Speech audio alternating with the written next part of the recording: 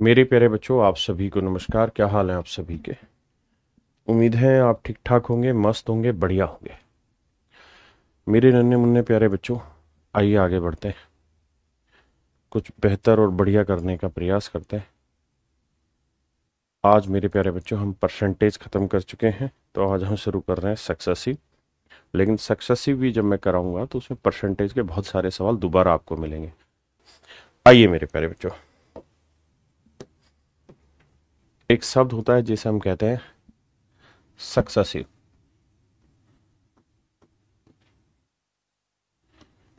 शब्द होता है जिसे हम कहते हैं सक्सेसिव, हिंदी में कहते हैं मेरे प्यारे बच्चों इसे हम क्रमागत,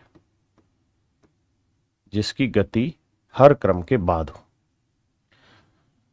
तो सबसे पहले मेरे प्यारे बच्चों, मैं आपको पढ़ाना चाह रहा हूं कि सक्सेसिव होता क्या है, सक्सेसिव का अर्थ क्या है। इन चीजों के बारे में चर्चा करने जा रहे हैं। आइए मेरे बच्चे, आप सभी का स्वागत है इस क्लास में।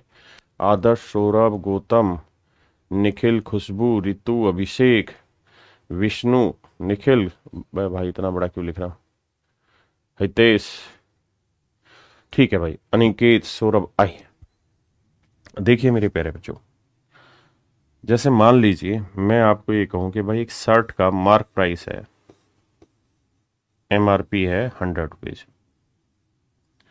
एक शर्ट की कीमत है मेरे प्यारे बच्चों 100 रुपए।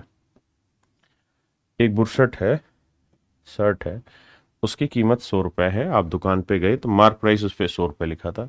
दुकानदार ने कहा कि भाई मैं इस शर्ट के ऊपर 20%, 30% और 50% के 3 डिस्काउंट दे रहा हूं, कि 3 डिस्काउंट दे रहा हूं। तो अब बताइए ये शर्ट कितने की बचेगी? तो अब बताइए मेरे प्यारे बच्चों, ये शर्ट कितने की बचेगी, ये मेरा सवाल है। तो आपका जवाब होगा कि 20 और 30, 50 और 50, 100%। अगर 100 का 100% डिस्काउंट दे दिया तो चीज तो फ्री की हो गई। बिल्कुल सही है। लेकिन अगर मैं शब्दों को घुमाऊं और आपको ये कहूं कि भाई एक शर्ट है, उसकी मार्क प्राइस 100 रुपए है, इस पे हमने 3 सक्सेसिव डिस्काउंट दिए हैं, 20%, 30%, 50% के 3 क्रमागत बट्टे दिए हैं। तो बताइए, तो मेरे प्यारे बच्चों इसका मतलब ये कि क्रमागत अगर दिए हैं तो जो कीमत है पहले उस पे डिस्काउंट निकालोगे, यानी 100 रुपए पे 20% निकालो। तो 100 का 20% क्या हुआ, 20। तो ये डिस्काउंट इससे हटा दो। अब कीमत क्या बची, 80। तो अगला जो डिस्काउंट आएगा मेरे प्यारे बच्चों वो 80 रुपए पे आएगा। तो 80 का 30%, 24। 80 का 30%, 24। 80 का 30%, 24। तो 80 में से 24 का डिस्काउंट। अब 80 में से 24 घटाओगे तो यह आया 56। अब मेरे बच्चों इस 56 का 50%, तो यह आया 28। 56 का 50%, 28। यानी अब डिस्काउंट दिया गया 28। हाँ जी। तो 56 पे 28 का डिस्काउंट दिया गया, तो अब चीज कितने की बची, 56 में से 28 गया, 28 की चीज बची। तो मेरे प्यारे बच्चों, जो चीज शुरुआत में 100 रुपए की थी वो आखिर में आते आते कितने की बची, 28 रुपए की। जो चीज शुरुआत में 100 रुपए की थी वो आते आते कितनी बची, 28 रुपए। तो अगर 100 की चीज 28 रुपए में बनी तो मतलब कितना डिस्काउंट दिया गया, 72 रुपए का। अगर कोई चीज 100 रुपए की थी और वो डिस्काउंट होते होते अब 28 की बची है, तो इसका मतलब उस पर कुल मिला के कितना डिस्काउंट दिया, 72 रुपए। और 100 पे 72 का डिस्काउंट क्या कहलाता है, 72%। 100 पे कोई चीज ही तो मेरे बच्चे डिस्काउंट कहलाती है। तो मेरे प्यारे बच्चों, अगर कोई शर्ट 100 रुपए की है और आप उस पर 3 डिस्काउंट दे रहे हैं, 20%, 30% और 50%, तो इसका मतलब ये है कि आखिर में वो ग्राहक को 28 रुपए की मिलेगी। यानी कुल मिला के उस पर कितना डिस्काउंट दे दिया गया, 72%। तो क्या आप मेरे शब्दों के जाल को समझ पाए कि सक्सेसिव का मतलब क्या होता है? यानी पहले कोई चीज है तो उस पर एक क्रम, एक सक्सेस, फिर अगले वाले पे, फिर उससे अगले वाले पे, फिर रिजल्ट के उससे अगले पे, यानी ऐसे चलता है। जैसे मैं आपको कहूं कि किसी शर्ट की मार्क प्राइस 100 रुपए मान लीजिए समझाने के लिए, और मैं इस पे 2 डिस्काउंट दे रहा हूं। एक दे रहा हूं 20% का, एक दे रहा हूं 30% का। तो आप मुझे इक्विवेलेंट डिस्काउंट बताइए कितना बना, यानी कुल मिला के बट्टा कितना बना। आइए मेरे बच्चे, तो मेरे भाई इसका मतलब है कि 100 पे पहले 20% यानी 20 का डिस्काउंट, अब कीमत बची 80, 80 पे अब 30% डिस्काउंट, कीमत बनी 24, तो 80 पे 24 का डिस्काउंट, अब चीज बची 56 की। तो 100 पे 100 की चीज अगर 56 की बची तो कितना डिस्काउंट दिया गया, तो आपने कहा 44 का। और 100 पे कोई डिस्काउंट क्या कहलाता है, परसेंटेज। यानी इस आर्टिकल पे मेरे बच्चों 44% का डिस्काउंट दिया गया।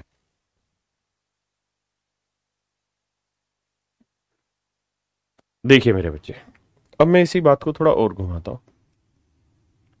मैं कह रहा हूं कि एमआरपी जो है, अगर मेरे भाई वो 100 रुपए, और इस बार मैं दो सक्सेसिव डिस्काउंट दे रहा हूं, 30% और 20%, तो मुझे बताइए इक्विवेलेंट डिस्काउंट क्या होगा, बताइए। जी राजू जी, क्या डाउट है? रूपक भाई कह रहा है क्या पढ़ा रहे हैं। तो भाई क्या पढ़ा रहे हैं, इस बात का जवाब आपको तब मिल पाता है जब आप क्लास की शुरुआत से जुड़े। आप लेटर ऑन जुड़ेंगे तो कौन जवाब देगा आपको। तो मेरे बच्चे 100 का पहले 30% यानी 30 का डिस्काउंट, अब कीमत बची 70, अब 70 रुपए का 20% डिस्काउंट, 14 का डिस्काउंट, और 70 की चीज पे 14 का डिस्काउंट, अब कीमत बची 56। तो 100 रुपए की चीज अगर आप 56 की बची है तो कितने का डिस्काउंट, 44 का। तो 100 पे 44 का डिस्काउंट 44% हुआ। तो आपने एक चीज और भी नोटिस यहाँ की, क्या? ये 20 और 30 का भी मतलब वही है, और 30 और 20 का मतलब भी वही है ना।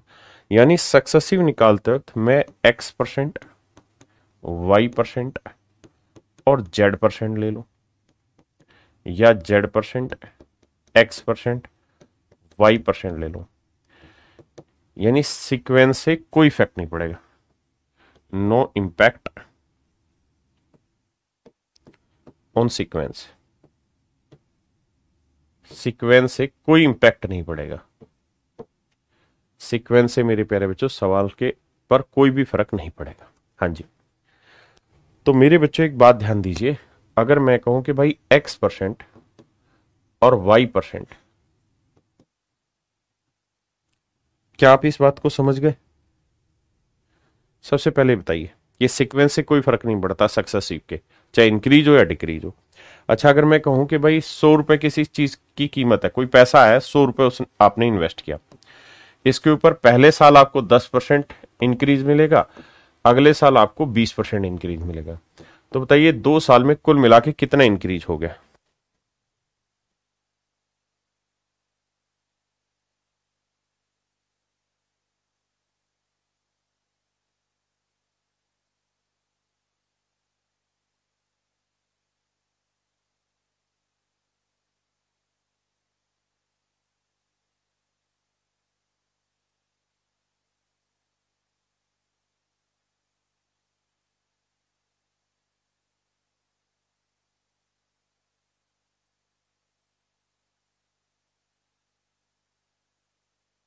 माफ करिए मेरे बच्चे, मैं ये कह रहा हूं कि भाई पहले डिक्रीज होता था तो डिक्रीज करते थे, अब इंक्रीज है, पहले 10% इंक्रीज, तो 100 का 10%, 10 का इंक्रीज, मतलब चीज हो गई 110 की। अब इसका 20% इंक्रीज, तो 110 का 20%, तो 110 में 22 जोड़ेंगे मेरे भाई तो आया 132। तो जो चीज शुरुआत में 100 यूनिट थी, अब वो हो गई 132 यूनिट, तो कितने का इंक्रीज, 32 का। और 100 पे 32 का इंक्रीज मेरे प्यारे बच्चों क्या कहलाएगा, 32%। 100 पे 32 का इंक्रीज क्या कहलाएगा मेरे प्यारे बच्चों, 32% कहलाएगा। क्या आप सहमत हैं इस बात से? अगर आपका जवाब हाँ है तो बहुत अच्छी बात है, ना है तो दोबारा समझा दूंगा। यानी अगर इंक्रीज कर रहा है इंक्रीज कर दो, डिक्रीज कर रहा है डिक्रीज कर दो। अगर मान लीजिए कोई ये कहे कि भाई किसी शर्ट की कीमत 100 रुपए, पहले इसकी कीमत 10% बढ़ाई गई, फिर इसकी कीमत 20% घटाई गई, तो फाइनली बताइए क्या इंपैक्ट हुआ? कुछ नहीं, सेम वही फंडा कि भाई पहले 100 पे 10% बढ़ाया है तो 100 का 10% कितना हुआ, 10। तो यानी अब कीमत हो गई 110। अब 110 का 20% घटाओगे तो 22, तो 22 घटाओगे तो ये आएगा 88। हाँ जी। तो यानी 100 से कोई चीज 88 आ गई तो कितना इंपैक्ट आया? 12 का। 12 की कमी, और 100 पे 12 की कमी क्या कहलाएगी? 12% माफ करिए। हाँ जी, यानी जो जैसा स्टेप बोले वैसा वही स्टेप आप काम पे लेते जाइए और सवाल को निपटाते जाइए। कुछ अलग नहीं, कुछ नया नहीं, जो आप पढ़ रहे हैं वही काम मेरे प्यारे बच्चों आपको बार बार करना है। किसी भाई नू किसी बहन नू कोई लफड़ा हैगा, दिक्कत हैगी तो दसो मैनू इत्थे। अब मेरे प्यारे बच्चों थोड़ा आगे बढ़ते हैं। मैंने कहा कि यार अगर मान लीजिए x% और y% के दो सक्सेसिव डिक्रीज हैं, सक्सेसिव डिक्रीज है, सक्सेसिव डिक्रीज है,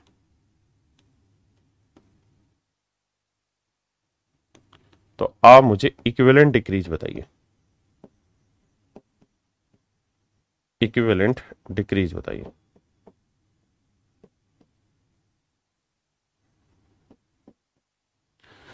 सक्सेसिव इसे कहते हैं क्रमागत कमी,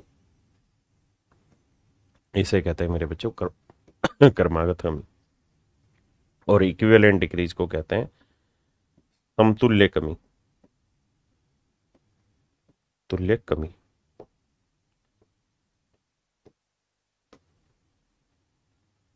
कहां गए? अगर यही चीज डिक्रीज की जगह इंक्रीज होता तो क्रमागत वृद्धि, यहां समतुल्य वृद्धि लिख देते, मतलब वही था, बस वृद्धि और कमी हो जाती। देखिए मान लेते हैं किसी चीज की कीमत 100 इनिशियल, ठीक है, पहले हमने x% की कमी की तो 100 का x% x की कमी की, तो अब कीमत हो गई 100 माइनस x। फिर हमने इस पे y% की कमी की तो 100 माइनस x का y% निकालो, 100 माइनस x का y% निकालो, तो इसका y% निकालेंगे तो y रह जाएगा भाई, y बटे 100 को इससे करा, और ये आएगा माइनस XY बाई 100। आपने कहा सही है। तो मेरे प्यारे बच्चों यहां जो कमी आई वो आई y माइनस XY बाई 100। क्या आप सहमत है? आपने कहा जी बिल्कुल सहमत है। तो मेरे बच्चे 100 माइनस एक्स में ये कमी करोगे तो अब फाइनल रिजल्ट क्या आएगा? तो 100 माइनस एक्स, और माइनस ये करोगे तो माइनस वाई, और minus minus plus x y by 100 की कमी हो। एक बार इतनी बात को समझो फिर आगे।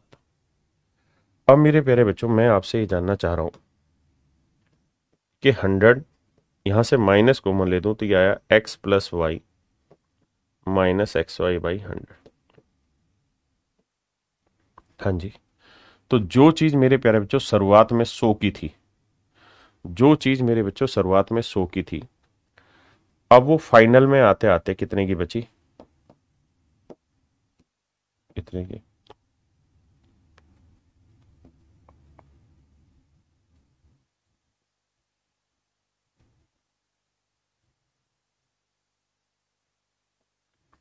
जो चीज मेरे प्यारे बच्चों शुरुआत में इतनी की थी, अब वो घटते घटते बची इतनी। हाँ है ना? क्या मेरी बात समझ रहे कि नहीं समझ रहे? बिल्कुल। अगर कोई चीज शुरुआत में 100 की थी तो अब बची इतने की, तो ध्यान दोगे तो 100 से कितनी कम हुई? तो आप कहेंगे x plus y minus x y by 100 इतनी कम हुई। हाँ जी, 100 में से इतने की कमी हुई। तो मेरे प्यारे बच्चों 100 पे कोई कमी क्या कहलाती? 100%। हाँ जी, तो 100 पे कोई कमी क्या कहलाती है? 100%। 100 पे कोई कमी क्या कहलाती है? 100%। हाँ है ना? मतलब 100 पे कोई चीज परसेंट कहलाती है। तो मेरे बच्चे इक्विवेलेंट डिक्रीज जो आएगा वो आएगा x plus y minus x y by 100%, यानी कुल मिला के इतने परसेंट की कमी हो जाएगी। क्या मेरी बात समझ पाए? यानी पहले x% यानी 100 का x% x की कमी की, फिर y%, तो इसका y% निकालेंगे, ये आया, तो इसमें से घटाएंगे तो आया, माइनस को मान लिया। अब मैं कहूं कि कोई चीज 100 है और अब ये रिजल्ट 100 माइनस 28 हो गया, तो बताओ इससे इसमें कितने की कमी होगी? तो हराम खोरो, साफ साफ तो लिखा हुआ 28 की कमी हो गई। तो सीधी सी तो बात है कि 28 की कमी, यानी 100 पे 28 की कमी मतलब 28% की कमी हुई है। वही चीज यहां है कि ये 100 थी, अब ये 100 माइनस समथिंग है, तो जितना घटाया उतने की तो कमी हुई, और 100 पे कोई चीज क्या कहलाती है, परसेंटेज। तो मेरे भाई ध्यान ये रखना, अगर दो सक्सेसिव डिस्काउंट दे रखे हैं x% और y% के, तो इसका जो इक्विवेलेंट डिस्काउंट होता है, समतुल्य जो कमी होती है, समतुल्य जो बट्टा होता है, अगर डिस्काउंट है तो हिंदी में बट्टा कहते हैं, डिक्रीज है तो कमी कहते हैं, ह्रास भी कहते हैं बहुत सी बार, ऐसे लिखा रहता है, शायद ऐसे होता है ऐसे। तो मेरे बच्चे इसका सूत्र हो जाएगा x plus y minus x into y by 100। ये होगा मेरे प्यारे बच्चों इक्विवेलेंट डिक्रीज, ये होगा मेरे बच्चों इक्विवेलेंट डिक्रीज। क्या होगा मेरे प्यारे बच्चों, इक्विवेलेंट डिक्रीज। क्या होगा मेरे प्यारे बच्चों, इक्विवेलेंट डिक्रीज होगा, समतुल्य कमी हो जाएगी। अब जैसे मैं इसका इस्तेमाल सवालों पे करता हूं, मैंने कहा कि भाई मैंने दो सक्सेसिव डिस्काउंट दिए 10% और 20% के, आप मुझे इक्विवेलेंट डिस्काउंट बताओ। तो आप कहेंगे सर फार्मूला था x plus y minus x y by 100%। तो x की वैल्यू 10 है, y की वैल्यू 20 है, माइनस 10 गुना 20/100, तो 10 और 20 30, माइनस 20 दाई 200/100 करेंगे तो मेरे बच्चे आएगा 2, और 30 में से 2 घटाया मेरे प्यारे बच्चों, क्या आंसर आया मेरा 28%।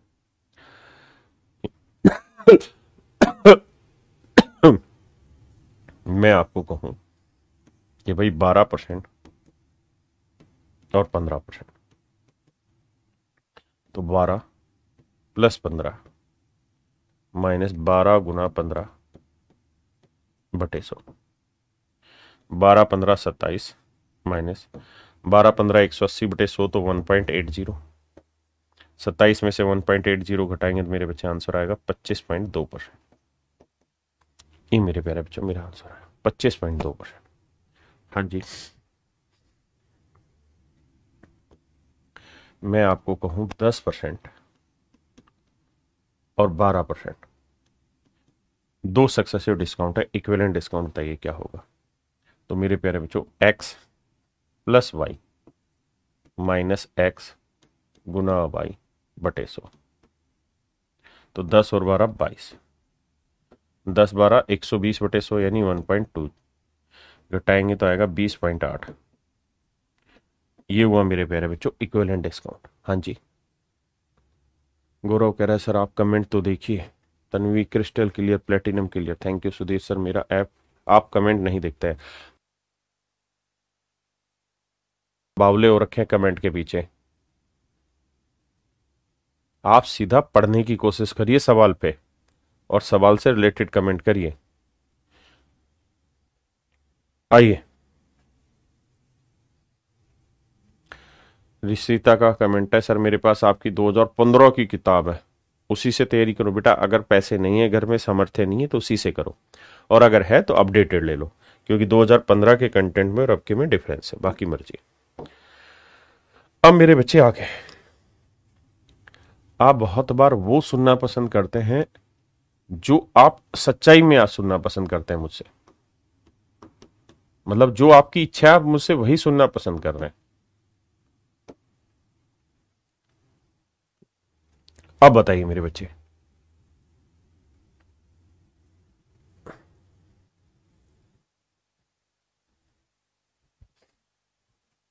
एक भाई कह रहा है कि एडवांस की क्लास कब से होगी। मेरे बच्चे जब अरिथमेटिक खत्म हो जाएगा तब एडवांस चालू होगी। फिर भी अगर आपको पढ़ना है एडवांस तो मैं डेली यूट्यूब पे 11 बजे से लाइव रहता हूँ, 12:15 12:30 सवा घंटा 1.5 घंटा 1 घंटा रोज क्लास होती है, मंडे टू फ्राइडे। आप उधर आए और वहां यूट्यूब उस सेशन का फायदा उठाएं, वो आपके लिए, ये किसी और के लिए नहीं है वो चीज। देखिए मेरे बच्चे, अगर 2 से ज्यादा है फिर क्या करें, पहले इन 2 को सोल्व करें, x plus y minus x into y by 100, 10 और 20 30, माइनस 2 28% आया। अब मेरे प्यारे बच्चों ये डिस्काउंट आ गया 28%। अब तीसरे के साथ सेटल करें कि भाई पहले 2 का डिस्काउंट 28% है, आखिरी वाला है 30%। अब इसको सेटल करेंगे तो x plus y minus x into y by 100, तो 28 और 30 58, 28 थी वह 84/10 8.4, तो ये मेरे प्यारे बच्चों 49.6%, 49.6% मेरे प्यारे बच्चों मेरा सीधा आंसर है।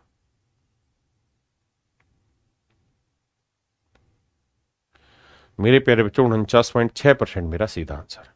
और लेते हैं, घबराना क्यों। मैंने कहा कि भाई 20%, 30% और 50% 3 सक्सेसिव डिस्काउंट है। आप मुझे इक्विवेलेंट डिस्काउंट बताइए क्या होगा।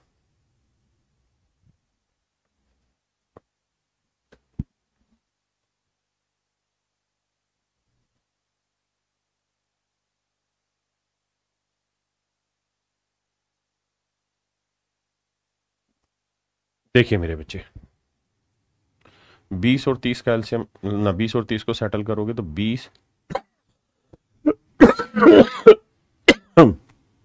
बाप करी जो बात 20 गुना 30/100, 20 30 50 माइनस 60 6 44% है। अब मेरे प्यारे बच्चों ये दोनों सेटल हो गए 44 पे, तो पहले दो का 44%, अगले दो का 50%। इन दोनों को सोल्व करेंगे तो 44 जमा 50 माइनस 44 गुना 50 बटे 100, 50 दूनी 100 2 22 7, तो यह है मेरे बच्चे 94, 94 में 22 गया तो 4 में 2 गया 2, 9 में 2 गया 7, तो मेरे प्यारे बच्चों मेरा आंसर आ गया 72%। मेरा आंसर आ गया 72%। हाँ जी, समझ पा रहे हो। किसी भाई नु कोई लोड हैगा इत्थे तो दसो मैनू। अब ये कहां तक आसान है और कहां जाके फार्मूला परेशान करेगा आपको। अगर मेरे बच्चों मैंने आपको लिख दिया 16 सही 2/3%, 12.5%, 14 सही 2/7%, मुझे बताइए जरा इसको दो सक्सेसिव डिस्काउंट इक्विवेलेंट डिस्काउंट बताइए, अब पता चलेगा आपको।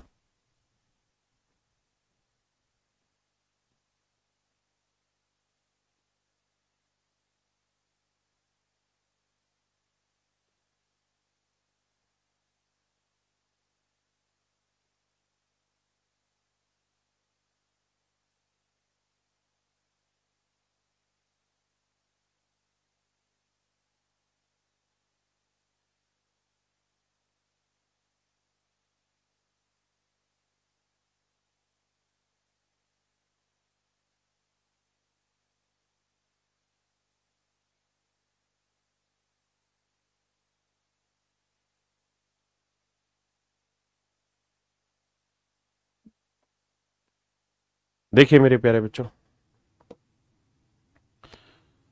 अब यहां बड़ा मुश्किल हो जाएगा क्योंकि 16 से 2/3% जमा 14 से 2/7% माइनस 16 से 2/3 गुना 14 से 2/7। अब आप कहेंगे हाँ सर यहां बड़ी दिक्कत होगी और ये calculation is quite difficult for everyone to make it solve, ये बहुत मुश्किल हो जाएगा, टफ बन जाएगा। तो क्या किया जाए सर?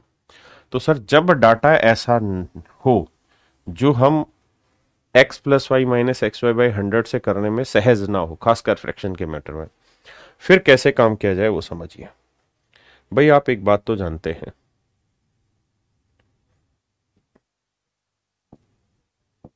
कि मैं अगर आपको कहूं कि भाई 10% और 20% के दो सक्सेसिव निकाल के बताइए, तो आपने परसेंटेज में सीखा था भाई ये 1/10 है, ये 1/5 है। इसका मतलब ये कि अगर किसी शर्ट की कीमत ₹P है तो पहली बार उस पर 10% डिस्काउंट दिया गया, तो 10 में से 1 का डिस्काउंट दिया, अब कीमत कितनी बच गई? 9/10। और जो कीमत अब बची है उस पर हमने फिर 20% का डिस्काउंट दिया, यानी अगर ₹5 कीमत बची है तो उस पर 1 का डिस्काउंट दिया, तो अब कीमत बची 4/5। तो यानी मैं ये कह सकता हूं कि 36/50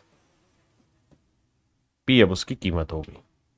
यानी अब उसकी कीमत 36/50 भी होगी। इसका मतलब यह है कि भाई पहले कीमत अगर 50 थी तो अब हो गई कितनी, 36। फ्रैक्शन का मतलब यही तो होता है। आप कहेंगे हाँ कि भाई पहले कीमत 50 थी तो अब कीमत हो गई 36, या फिर आप यूं करें कि भाई हमने ओरिजिनल कीमत क्या मानी थी, P, अब कीमत कितनी हो गई जी, घट के 36/50 भी। तो कितने की कमी हुई वो सोल्व कर लो भाई, 36/50 भी। तो एलसीएम लेंगे 50 आएगा, ये 50 भी माइनस 36 भी, 14/50 भी, 2×7=14, 2×25=50, 7/25 भी। तो मेरे प्यारे बच्चों अब बात आती है कि भाई कितने की कमी हुई, तो हम कहेंगे यार 7/25 की कमी हो गई। ओरिजिनल कीमत क्या मानी थी, P, तो कितना परसेंट हुई, तो बाबू P से P कटा तो यह आया 7/25 गुना 100। तो मेरे भाई 25 चौक 100, 7 चौक 28, तो 28% की मेरे प्यारे बच्चों इसमें कुल मिला के कमी हो गई। हाँ है ना। अब पेपर में इस काम को कैसे करना है, पेपर में अच्छा आप चाहो तो इसे काट भी सकते थे, लेकिन काटते तो ये मत करना 5 एकम 5 5 दूनी 10, नीचे नीचे वाले नहीं कटेंगे, कभी काट बैठो नहीं। यहां से यहां काट सकते हो, यहां से यहां काट सकते हो, यहां से यहां काट सकते हो, लेकिन ऊपर ऊपर के नहीं कटेंगे, नीचे नीचे के नहीं कटेंगे। तो एक साधारणतः सीधा सीधा बात ये होगी सवाल को करने की कि आप ये कर लिया करो, इतना सब कुछ करने की जरूरत ही नहीं हमें। आप सीधा ये लिखो कि भाई किसी आर्टिकल की कीमत 10 है, तब एक की कमी होगी तो अब कीमत कितनी बची, 9। अब उस आर्टिकल की कीमत 5 है तो एक की कमी बची, कितना हो गया, 4। यानी जो आर्टिकल 10 की था फिर वो 9 का हो गया, अब 5 का है तो 4 का हो गया। यानी अगर उसकी कीमत 50 है तो अब वो आर्टिकल हो गया 36। तो 50 से 36 हुआ तो कितने की कमी, 14 की कमी।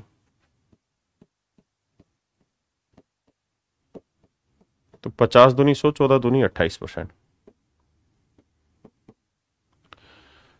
कितना आया मेरे बच्चे, 28%। या आप चाहें इसे तो आप इसे काट पीट भी सकते हैं। कैसे काट पीट सकते हैं सर, वो भी सीख लीजिए। 2 दूनी 4, 2 पंजे 10, कट गया। अब आप चाहें तो इसे और सोल्व कर सकते हैं भाई, 5 5 25 से कोई चीज 18 आ गई, तो 25 से 18 आ गया, कितने की कमी, 7 की।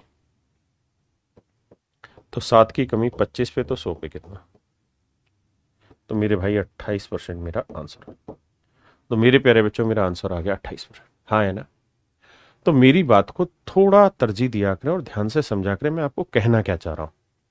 मैं आपको यह कहना चाह रहा हूं कि अगर कोई सवाल ऐसा है जिसका डाटा इतना अच्छा नहीं है जो डाटा आप चाह रहे हैं, फिर उस सवाल को कैसे उड़ाएं वो बात है। तो 16 से 2/3% की फ्रैक्शन 1/6, इसकी फ्रैक्शन 1/7। तो सीधा सीधा करो कि भाई कोई चीज 6 से कितनी हो गई, 1 घट के 5, फिर 7 से कितनी होगी, 1 घट के 6, 6 से 6, यानी कोई चीज 7 थी तो अब घट के कितनी हो गई, 5। तो 7 से घट के 5 हो गई तो कितने की कमी, 2 की। तो मेरे प्यारे जो 2 की कमी 7 पे, तो 100 पे कितनी, तो आप कहेंगे 28 सही 4/7%, यानी 28 सही 4/7% की कुल मिला के कमी हो गई। 28 सही 4/7% की कुल मिला के मेरे बच्चों कमी हो गई। ओपन भाई सारे कमेंट करेगा क्या तू, और वो भी गलत, ठीक है। 12/21 को काटना भी होता है। अब मेरे बच्चों हम इसी तर्ज पर कुछ और सवाल लेते हैं। आइए जरा, ये हिंदी में मैं बढ़ के समझा दूंगा, हिंदी इंग्लिश दोनों में ही है, आगे दोनों में छोटी छोटी जो लैंग्वेज है वो इंग्लिश में लिखवाई है। कि भाई दो डिस्काउंट दे रखे हैं 10% और 20%, तो इसका इक्विवेलेंट डिस्काउंट बताइए। इसका सही लैंग्वेज होगा, if two successive discount are 10% and 20% then find equivalent discount.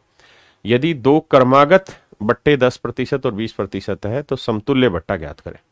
तो मेरे प्यारे बच्चों सवाल में ये होगा भाई पहले 10% की ग्रोथ है, फिर 20% की सॉरी कमी है। 10% 1/10, 20% 1/5। हमने सीधा एक काम करना है कि 10 से कोई चीज 9 हो गई, 5 से वही चीज 4 हो गई, तो भैया 50 से वो चीज कितनी हो गई, 36। तो कितने की कमी, 14 की।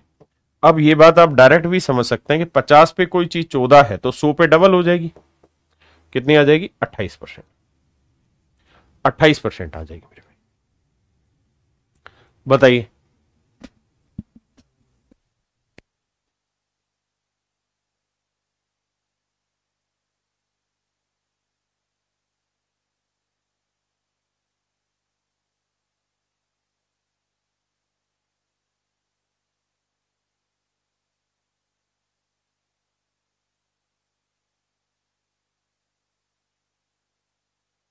आइए मेरे भाई ध्यान से देखिए, सवाल में कह रहे हैं two discount are this percent and this percent. तो मेरे प्यारे बच्चों दो डिस्काउंट है, पहला डिस्काउंट है 37.5% यानी 3/8, दूसरा डिस्काउंट है 40% यानी 2/5। तो मेरे प्यारे बच्चों हम ये कहेंगे कि कोई चीज अगर 8 थी तो 3 घट के कितनी हो गई 5, फिर वही चीज 5 थी तो 2 घट के कितनी हो गई 3। देखो कट रहा है काट दो, तो यानी 8 से कोई चीज 3 हो गई और 8 से कोई चीज 3 होगी तो कितने का डिस्काउंट 5 का। तो मेरे बच्चे 5 का डिस्काउंट 8 पे तो 100 पे कितना 62.5%। 1/8 12.5, 5/8 62.5%। तो मेरे प्यारे बच्चों आंसर आया 62.5%। हाँ जी करिए जी।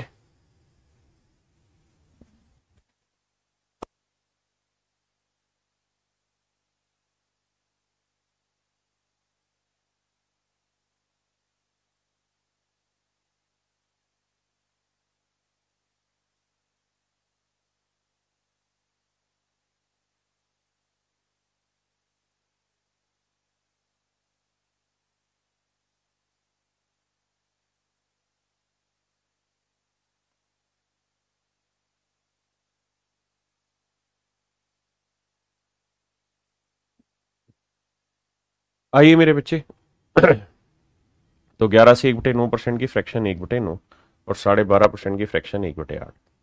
तो कोई चीज 9 से 8 हो गई, फिर 8 से 1 का डिस्काउंट तो 7 हो गई, तो काटोगे तो 8 से 8 9 से 7 हो गई, तो 9 से 7 होना मतलब 2 का डिस्काउंट। अब मेरे प्यारे बच्चों 2 का डिस्काउंट 9 पे तो 100 पे कितना, तो आप कहेंगे 22 सही 2/9%। आइए मेरे प्यारे बच्चों कह रहा है जी 3 नहीं 4 डिस्काउंट है, 4 सक्सेसिव है तो इक्विवेलेंट डिस्काउंट बताओ। तो मेरे प्यारे बच्चों इसकी फ्रैक्शन 1/9, अगले वाले की 1/8, उससे अगले वाले की 1/11, उससे अगले वाले की 1/10। तो हम लिखेंगे भाई कोई चीज 9 से 1 घट के 8 हो गई, फिर 8 से 1 घट के 7 हो गई, फिर 11 से 1 घट के 10 हो गई और फिर 10 से 1 घट के 9 हो गई। सोल्व करोगे 10 से 10 उड़ाया, 9 से 9 उड़ाया, 8 से 8 उड़ाया, यानी 11 से कोई चीज 7 हो गई तो कितने का डिस्काउंट 4 का। तो मेरे प्यारे बच्चों 4 का डिस्काउंट 11 पे तो 100 पे कितना, तो मेरे बच्चे ये आएगा है ऑप्शन गलत है। 11 से कोई चीज 7 हो गई तो 4 का डिस्काउंट हुआ 11 पे, तो 44 सही, इस ऑप्शन को काट देना, ये आएगा 44 सही 4/11%। ऑप्शन गलत।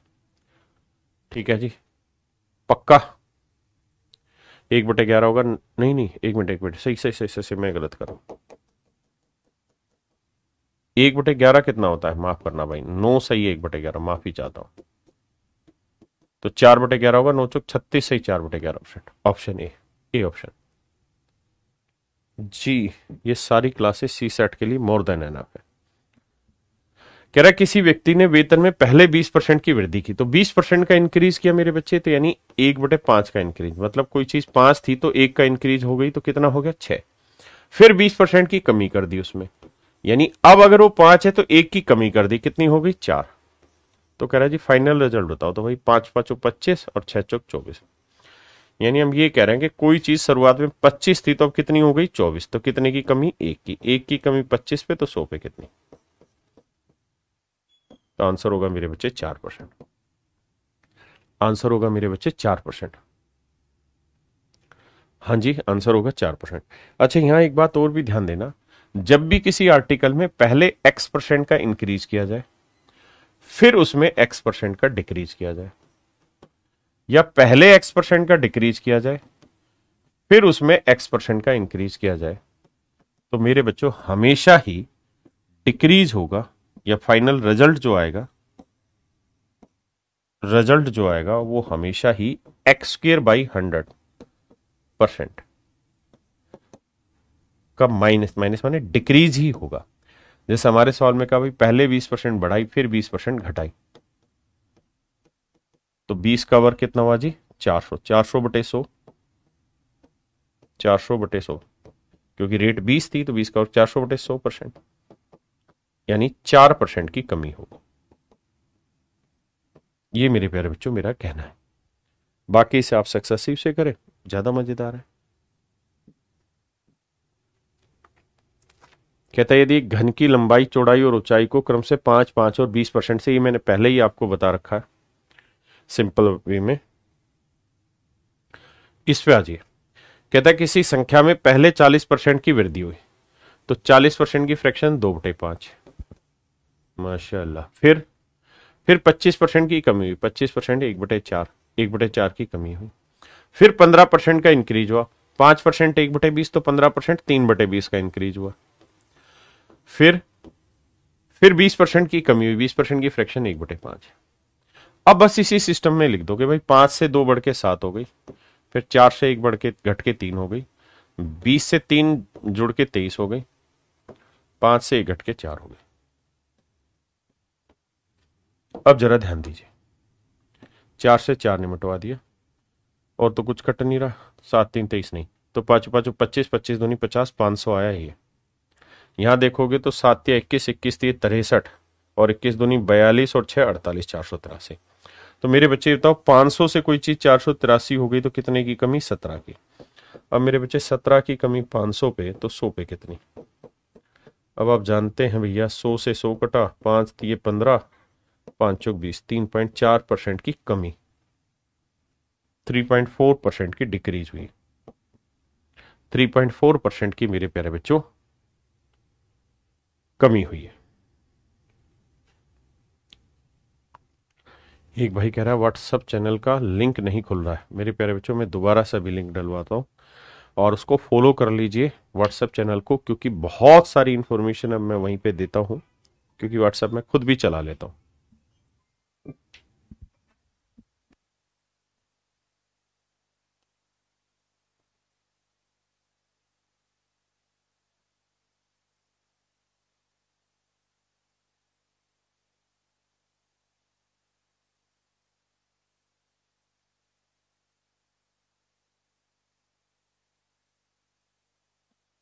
आइए मेरे भाई।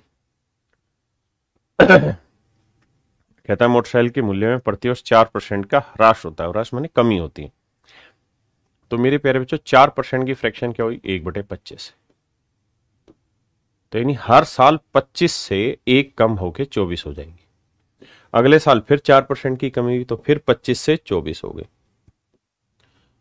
तो मेरे बच्चे 25 25 625 से कितनी हो गई, 576। तो कितने की कमी हो गई मेरे बच्चों, तो आप कहेंगे सर 625 से 576, 24 ईयर 25 ईयर 49 की मेरे बच्चे कमी हो गई। अच्छा अच्छा अच्छा, 49 की कमी होगी। 2 वर्ष के बाद इसका मूल्य क्या होगा, माफ करना भाई मैं कुछ और निकालने चला गया। कहता है जी 2 साल बाद इसका मूल्य क्या होगा। तो मेरे बच्चे 2 साल बाद, अगर आज 625 है तो 2 साल बाद 576 हो जाएगा। जबकि सवाल में कह रहा है कि आज इसकी कीमत 625 यूनिट नहीं है, 625 यूनिट नहीं है, आज इसकी एक्चुअल में कीमत है 75,000। तो 625 यूनिट 75,000, तो 1 यूनिट की वैल्यू 75,000 बटे 625। तो कह रहा है कि भाई 576 यूनिट हो जाएगी 2 साल बाद, तो 576 यूनिट की वैल्यू क्या होगी, ये मेरा सवाल है। अब देखिए बाबू बिगाड़ते हैं इसकी दशा। 25 थी 75, 3,000 बचा, 3,000 को 30 गुना 100 लिख देता हूं, कोई दिक्कत है, आप कहेंगे नहीं कोई दिक्कत नहीं। 25 थी 75, 3,000, 3,000 को 30 गुना 100, 25 25 625। अब 25 की भी दशा बिगाड़ोगे तो 25 चौक 100। अब मेरे बच्चे आपके लिए कोई मुश्किल थोड़ी है, क्यों नहीं है मुश्किल सर। पहली चीज तो ये कि जो भी आंसर आएगा उसमें एक ही जीरो आएगी आखिर में, इसलिए ये और ये दोनों आंसर नहीं।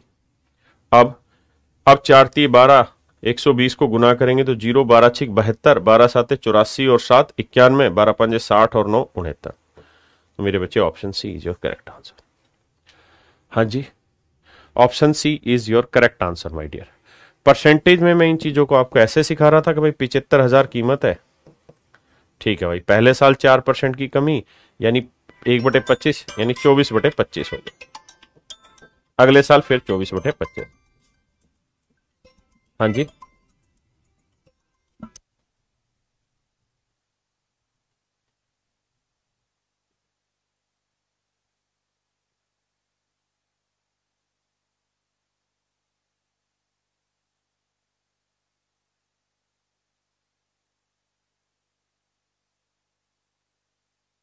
आइए मेरे भाई, एक गांव की वर्तमान जनसंख्या इतनी है, यह 4% की दर से हर साल बढ़ रही है। तो 4% होती मेरे बच्चे 1/25। तो पहले साल ये 25 से 26 हुई, दूसरे साल फिर 25 से 26 हुई, तो 2 साल में 625 से 676 हो गई। 2 साल में 625 से मेरे बच्चों 676 हो गई। जबकि कह रहा है कि 2 साल के बाद ये जनसंख्या 676 यूनिट नहीं 67,600 हो गई। तो भैया 676 यूनिट इतना, तो 1 यूनिट की वैल्यू 100, तो इतने यूनिट की वैल्यू गुना 100, तो 62,500 हो जाएगी। So my dear student, option A is your absolute correct answer. आई कहते हैं एक मशीन का मूल्य 6250 है, पहले साल 10%, दूसरे साल 20 और तीसरे साल 30% घटी, तो 10% 1/10 घटी, दूसरे साल 20% घटी 1/5 घटी, तीसरे साल 30% घटी तो 3/10 घटी। तो पहले साल 10 से 9 हो गई, दूसरे साल 5 से 4 हो गई, तीसरे साल 10 से 3 हो गई, ना 10 से 7 हो गई। तो मेरे भाई देखो ध्यान से, निपटाओ जैसे भी निपटाना चाहो। देखो यार, या तो इसको सीधा गुना कर दो, कैसे, 10 दाई 100 5 500, और 9 7 63, 4 3 12, 4 6 24 और 1 25, 252। या फिर इसे काट लो, 2 दूनी 4, 2 5 10, 2 5 10, फिर ऐसे कर लो। 500 से 252 होगी, मतलब कितने की कमी हुई, 248 की। या वैल्यू दे रखी, वैल्यू दे रखी, माफ करना। हाँ जी, तो 3 साल के बाद मशीन का मूल्य क्या होगा, ये हमसे पूछा है। आप चाहो तो इसे काटना तो काट भी सकते हैं, कोई बुराई नहीं है। 2 दूनी 4, 2 5 10, फिर 2 बचा, 2 एकम 2, 2 5 10। अब ये मत करना 5 5 5 काटा नहीं, 5 5 25, 5 125, यानी आज कीमत 125 है, तो 3 सालों के बाद 63 हो जाएगी। समझ गए भाई? जबकि आज 125 यूनिट नहीं 6250 है, तो भैया 1 यूनिट की वैल्यू कितनी हो गई, 6250/125, तो ये आई 50 होगा। तो इतने यूनिट की वैल्यू कितनी, गुना कर देंगे, मेरा आंसर। हाँ जी, और जब भी किसी चीज को 50 से गुना करना हो तो सीधा 100 से करके आधा कर दो, तो 6300 का आधा कितना होगा भाई, 3150।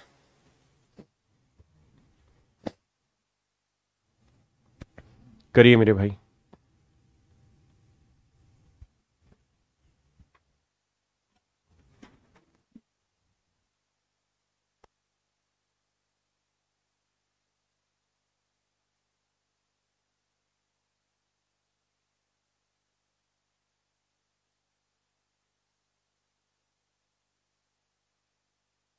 सवाल में कह रहा है मेरे भाई, रक्त जांच में लाल रक्त कोशिकाएं पहले 2 घंटे में 10% प्रति घंटे की दर से बढ़ती, अगले घंटे, तो पहले 2 घंटे 10% से बढ़ती, तो 10% की फ्रैक्शन 1/10, तो पहले घंटे 10 से 11 होगी, दूसरे साल फिर ना दूसरे घंटे फिर 10 से 11 होगी। लेकिन कह रहा है फिर अगले घंटे में 10% घटती है, पहले 2 घंटे बढ़ेगी फिर 10% घटेगी, यानी 10 से हो जाएगी मेरे बच्चे 9। फिर अगले 2 घंटे में 5% प्रति घंटे की दर से बढ़ेगी, तो 5% की फ्रैक्शन 1/20, तो कह रहा अगले 2 घंटे 5% से बढ़ेगी, तो 20 से 21, 20 से 21। कह रहा है यदि मूलतः लाल रक्त कोशिकाएं आज 40,000 थी, तो 6 घंटे बाद लाल रक्त कोशिकाओं की अनुमानित संख्या क्या होगी। कह रहा है 6 घंटे बाद क्या होगी, तो मेरे बच्चे आज है इतनी, कटपिट तो रहा नहीं है, तो देखो काटो पीटो ही मत, 2 दूनी 4, उसके बाद 1 2 3 4 5, क्लियर है। तो आंसर आया 11 11, 11 गुना 11 गुना 9 गुना 21 गुना 21। अब मेरे प्यारे बच्चों ये 40,000 यूनिट जो है, 40,000, ये आया कितना, 3 2 5 0 आई, सॉरी माफ करना, 5 0 आई, यानी ये 4 लाख यूनिट जो है एक्चुअल में थी कितनी, 40,000। एक्चुअल में थी कितनी मेरे बच्चे, 40,000। तो 4 लाख यूनिट रिप्रेजेंट कर रहा है 40,000 कोशिकाओं को। तो एक यूनिट की वैल्यू क्या होगी, बटे करेंगे तो एक यूनिट की वैल्यू 1/10। पहले इस पॉइंट को समझो, फिर आगे की बात बताऊंगा। पहले इतनी बात समझिए, फिर आगे की कहानी पकड़ेंगे। पहले मेरे भाई इतनी बात समझो, फिर आगे की कहानी समझाने की कोशिश करता हूं।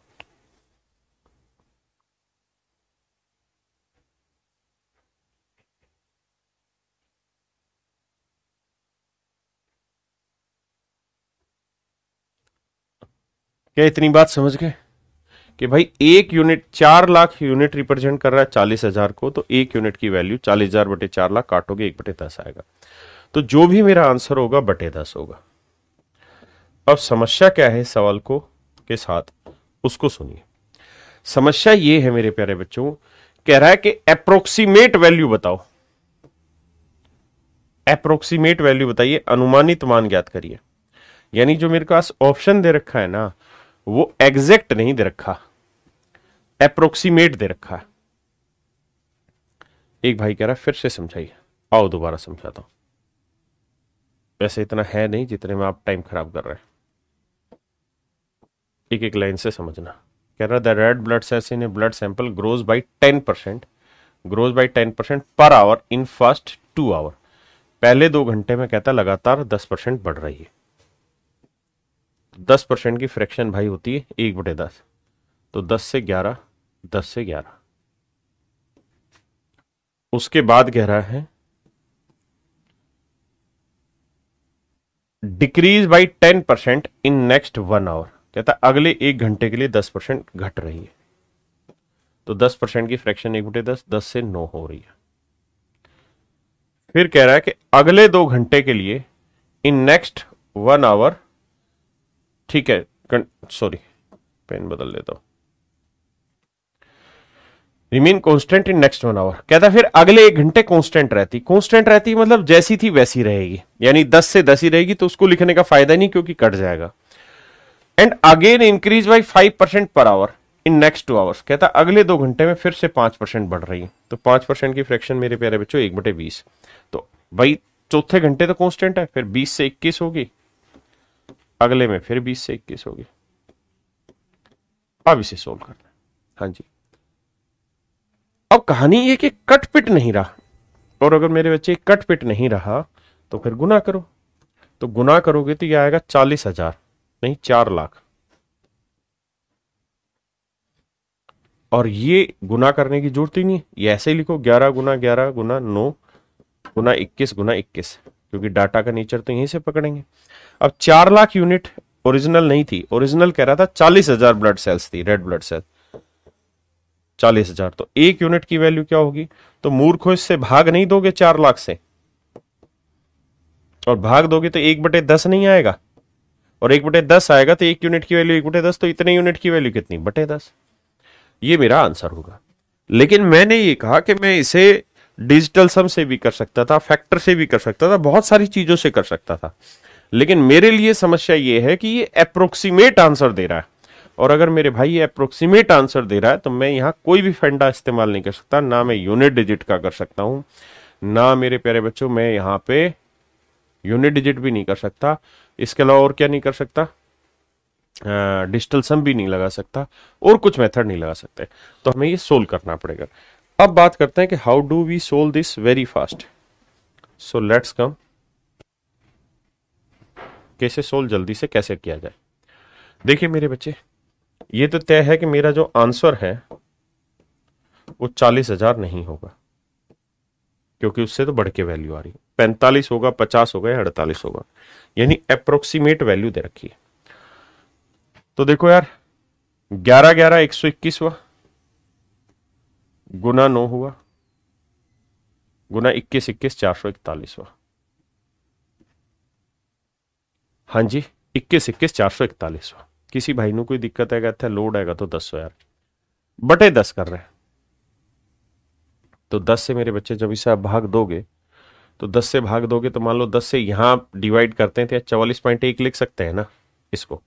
बोलो भाई, कर सकते कि नहीं? यानी मैं इसे जब अप्रोक्सीमेट लूंगा तो मैं क्या करूंगा, 441 की जगह 44 ले लूंगा। आप कहें इससे क्यों?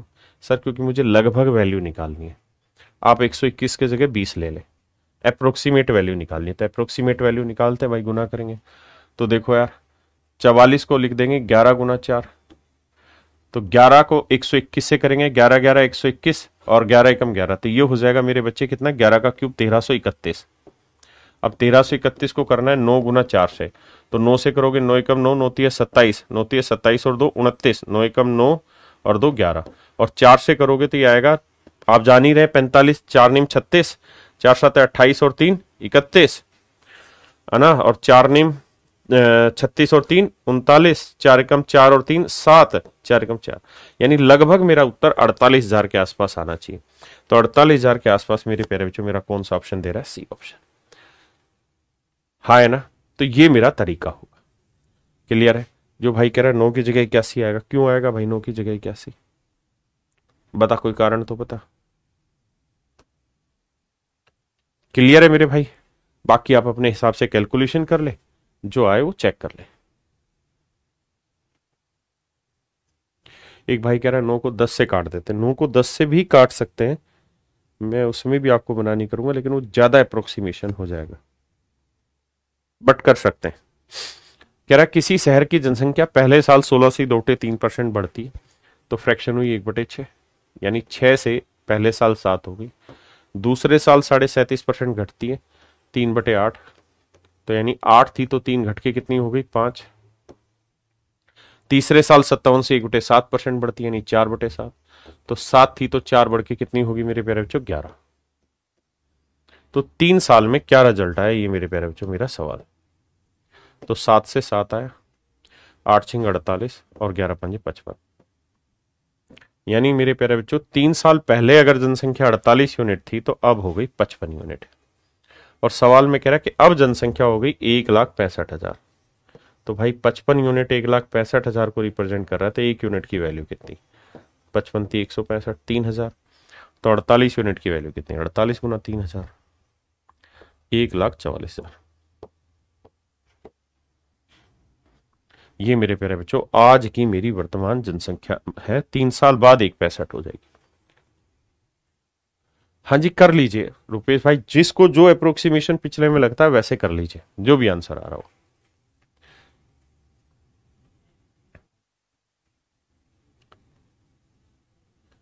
कुशाल जी आ गए। कहता है एक व्यक्ति अपनी आय का 5% यात्रा में बचेगा 20% भोजन में। देखो यार, एक आदमी अपनी यात्रा अपनी इनकम का 5% कहां पे खर्च करता है, ट्रांसपोर्ट पे। 5% की फ्रैक्शन 1/20, यानी उसकी इनकम 1 है और वो ट्रांसपोर्ट का खर्चा हटाना चाहता है, तो अब उसकी इनकम बची 20 में से 1 गया 19।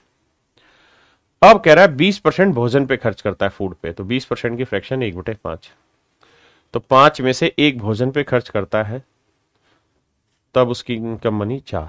मतलब अब उसका खर्चा ट्रांसपोर्ट और फूड हटाने के बाद अब उसके पास इतना पैसा बचा।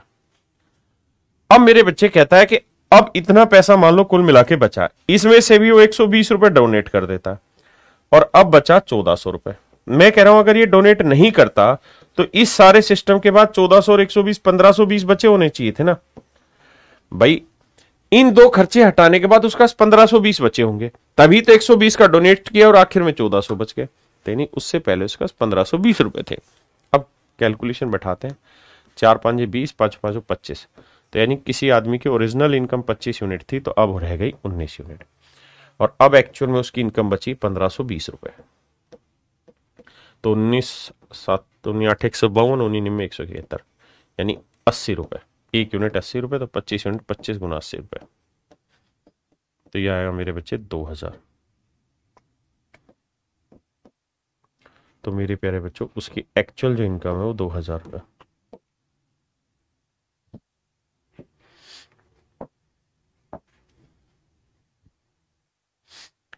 आइए मेरे बच्चे,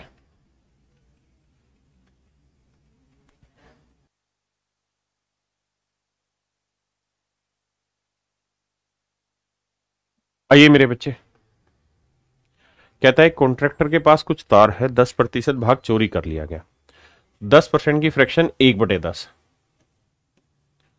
कहता है 70%, यानी 10 में से एक चोरी कर लिया तो बचा 9। अब 70% कहता जी हमने बेच दिया, तो यानी अगर 10 बचा था तो 7 बेच दिया, तो आखिर में बचा कितना, 3। तो मेरे भाई सोल्व करो, 10 दाई 100 और 9 27, यानी शुरुआत में अगर तार 100 यूनिट था तो अब आखिर में तार बचा 27 यूनिट, जबकि दे रखा आखिर में तार 810 मीटर। तो 27 यूनिट 810, तो 1 यूनिट 30, तो 100 यूनिट की वैल्यू कितनी, 100 गुना 30, 3000 मीटर। यानी शुरुआत में मेरे प्यारे बच्चों तार की जो लंबाई थी वो 3000 मीटर थी।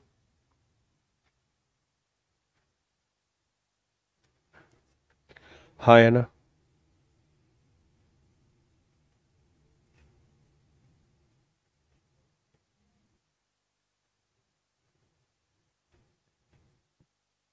बताइए जी। कहता है किसी पुस्तकालय में 20% किताबें हिंदी में, तो हिंदी की किताबें 20% यानी 1/5। कहता है अब जो शेष बच गई उसका 50% है इंग्लिश में, रिमेनिंग का यानी सक्सेसिव का 50% यानी 1/2 इंग्लिश में। और मेरे बच्चे अब जो बच गई उसका 30% यानी 3/10 है फ्रेंच की। तो मेरे बच्चे में हिंदी हटाना चाहूं तो 5 में से 1 हटा दूंगा, 4 बची। अब जो बची उसमें इंग्लिश की 1 है तो इंग्लिश हटा दूंगा तो बची 1, और अब जो बची वो 10 है तो इसमें से 3 हटा दूंगा तो बची कितनी, 7। तो 2 दूनी 4, 2 5 10, यानी अगर किसी चीज की एक्चुअल में शुरुआती कीमत 25 है तो अब कितनी रह गई, 7 यूनिट। यानी शुरुआत में अगर 25 किताबें थी तो अब रह गई हैं 7 यूनिट किताब, जबकि अब कह रहा है 7 नहीं बची, 6300 बची। तो भाई 7 यूनिट 6300, 1 यूनिट 900, तो 25 यूनिट 25 गुना 900, 22,500। यानी अब मेरे प्यारे बच्चों 22,500 किताबें शेष बची, 22,500 किताबें शेष बची। हाँ जी।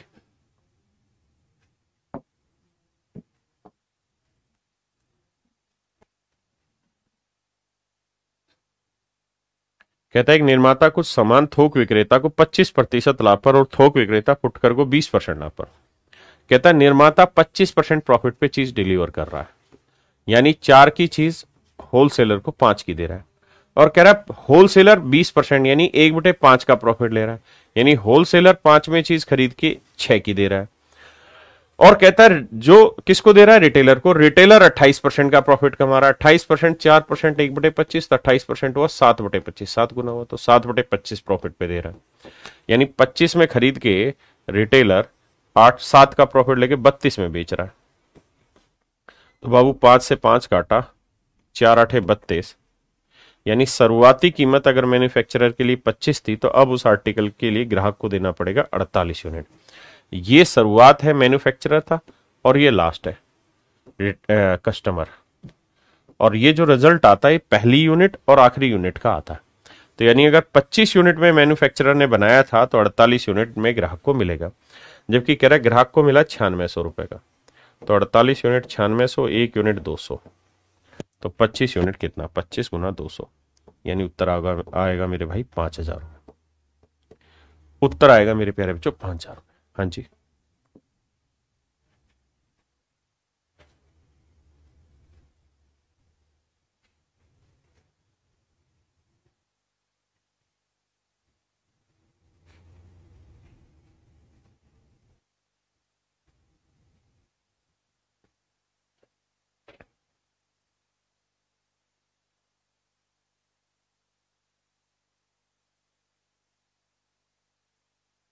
तो बताइए मेरे प्यारे बच्चों।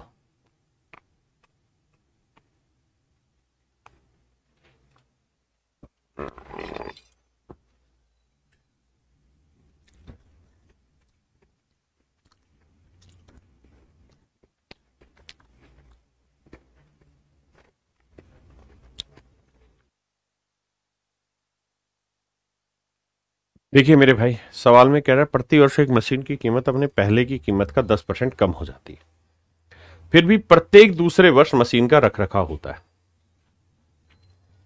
कहता है मशीन है डेप्रिशिएट होती है 10% की रेट से, लेकिन हाउएवर एवरी सेकेंड ईयर, हर दूसरे साल उसमें कुछ मेंटेनेंस होती है, इसलिए उसमें जो डेप्रिशिएशन हो केवल 5% हो पाता है। मतलब पहले साल डेप्रीशिएशन 10% है, अगले साल मेंटेनेंस हो गया इसलिए 5% है, अगले साल फिर 10% होगा, उससे अगले साल फिर मेंटेनेंस होगा तो 5%। एवरी सेकेंड ईयर लिखा है, एवरी सेकेंड ईयर है, यानी हर दूसरे साल।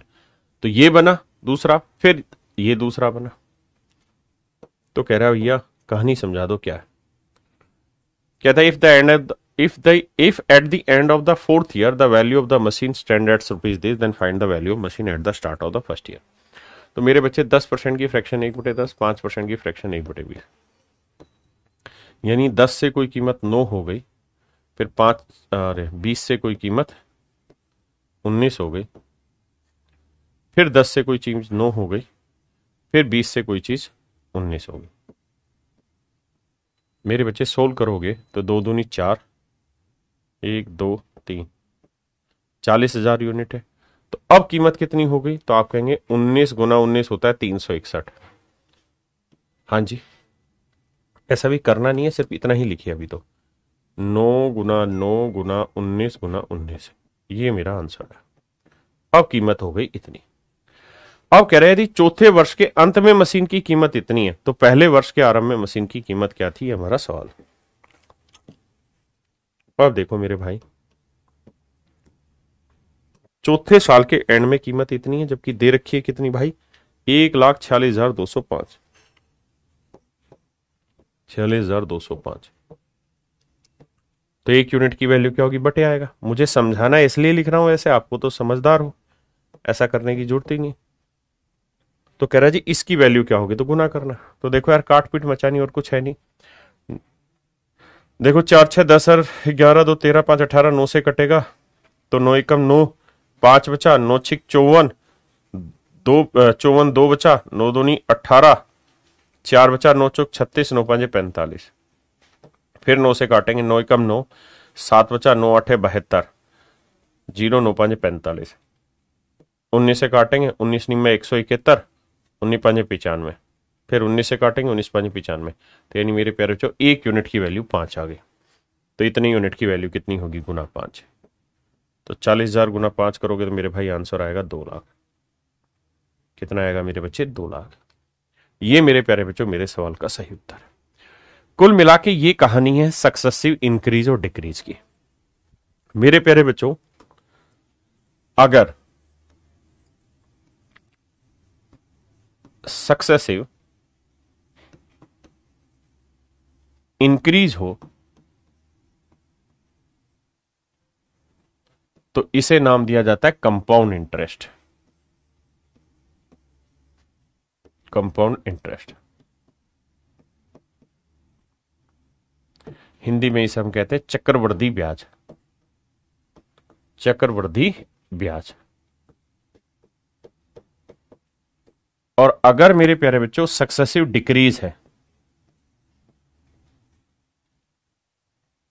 तो इसे नाम दिया जाता है क्रमागत बट्टा, सक्सेसिव डिस्काउंट, जो आप बहुत सारी जगह पढ़ेंगे और देखेंगे भी। क्रमागत बट्टा, बट्टा, ये मेरे प्यारे बच्चों दो नाम हैं, सक्सेसिव इंक्रीज और सक्सेसिव डिक्रीज।